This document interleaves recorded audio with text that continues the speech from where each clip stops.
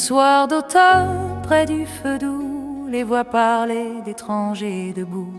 Une compagnie au pas incertain, venue de loin du nom du lapin gris. Drac écouta sans rien montrer, mais en son cœur quelque chose vibrait. Un murmure ancien, calme et sûr, pour avancer il faut partir. Quand la pierre ne suffit plus, quand le savoir demande la rue, il faut quitter ce que l'on aime pour devenir ce que l'on est. Il fit son baluchon à l'aube claire, livre usé, outils de bois, poussière. Ni trésor, ni lame d'acier, mais l'esprit vif et la volonté. Devant la grotte au mur bleuté, il posa la main longtemps sans parler, car même la pierre la plus fidèle ne retient pas ce que le monde appelle. Ce n'est pas la fuite ni l'oubli, mais l'appel d'un autre récit. Chaque pas loin de la montagne est un pas vers sa destinée. Au village, les tables furent dressées, rire et chant pour un départ honoré. Les enfants levèrent leurs cahiers, les mots appris, les nombres gravés.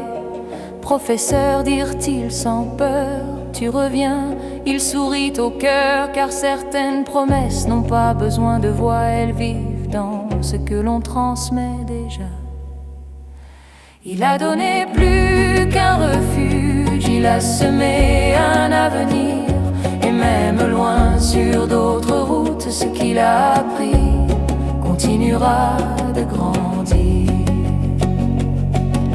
Le maire s'avança simple et droit, ta grotte sera gardée comme un toit, ni pillée ni oubliée, car elle fut notre sanctuaire. Drac inclina la tête émue, petit corps sous un ciel plus grand que lui, puis tourna le regard vers l'horizon, là où marchaient déjà d'autres noms.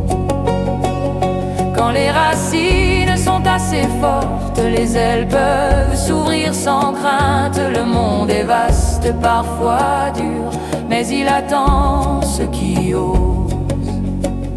Sur le sentier, seul mais entier, Drac suivit le signe intérieur vers la compagnie du lapin gris, là où l'attendaient d'autres erreurs, d'autres vies.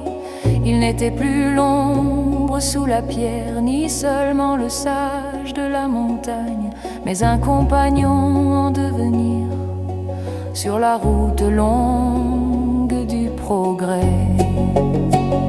Va Drac, là où l'histoire t'appelle, tu as appris à protéger, à enseigner. Maintenant apprends à marcher avec d'autres, car les plus grands travaux se font ensemble.